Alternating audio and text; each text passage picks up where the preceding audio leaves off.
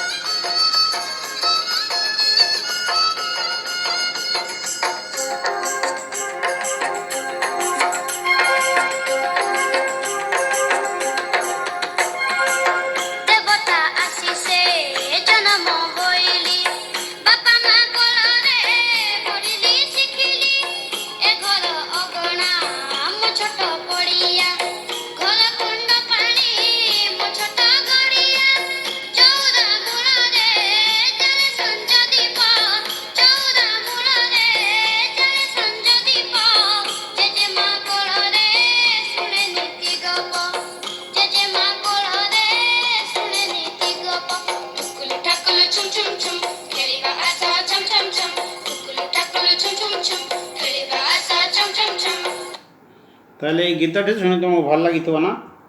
आम ए गीतर कौन जानिले क्या विषय गीतटी लिखा जाइए मुझे एवं केतोटी प्रश्न पचारि प्रश्न उत्तर दब। तुम्हें केउठी रुह? आम घरे रहूँ। घर को किए सफा सुतरा रखती? घर को माँ सफा सुतरा रखती। घरे किए किए रहती?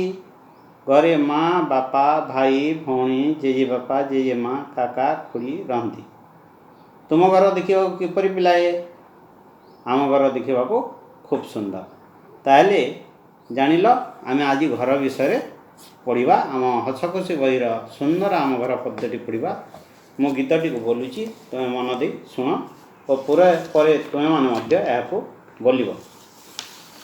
सुंदर आम घर पृष्ठ नंबर 58।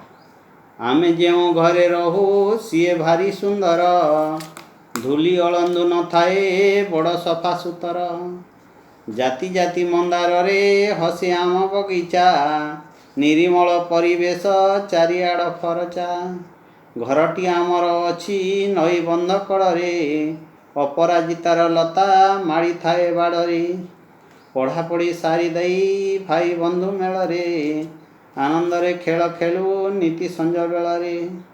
सुंदर घर को आमे करुणा तो सना, आनंदरे थाउ सदा मन मारी सुना। आमे जो घरे रहू सीए भारी सुंदर, धूली अळंदु न थाए बड़ सफा सुतर। पिला ताहले शुणिल ए गीतटी आउ तुम्हें या मुखस्त कर एवं सुंदर आम घर भावार्थ टी बुझे दूची, तुम्हें शुण। आम निज घर जो रहू आमको आम घरटी खूब सुंदर लगी थाए। एठी कौन सी धूली अळंदु बा मैला को माँ रखे दियंती ना, ताकू सब बेले सफा सुतरा रखि थांती।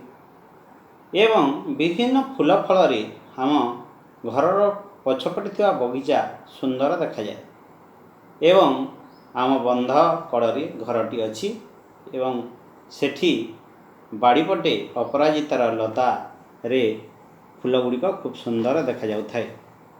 आमे पढ़ी सारिबा परे संध्यारे बंधु मानक मेलरे सांग मानक सांगरे आमे खेलाखेली करी घर को बाहरी आसू एवं आमे घर को सबेले सफा सुतरा रखू एवं आनंदरे घरे सदा सर्वदा थाऊ। पद्यटी को तो मुझे बुझेदेली। एवं अभ्यास कार्य आम देखा। तुमको मु केतोटी अभ्यास कार्य दूची। पद्यटी को आवृत्ति करी मुखस्त कर। तुम घरे सब कौन अच्छी ताकू तालिका करी ତୁମେ ଖାତାରେ ଟିପି ରଖିବ। ପରେ ମୁଁ ତୁମକୁ ପୁଣି କ୍ଲାସ୍କୁ ଆସିଲା ପରେ ପଚାରିବି। ଆଜି ପାଇଁ ରହୁଛି। ତୁମେ ଖୁସିରେ ଥିବ ବୋଲି ମୋର ଆଶା।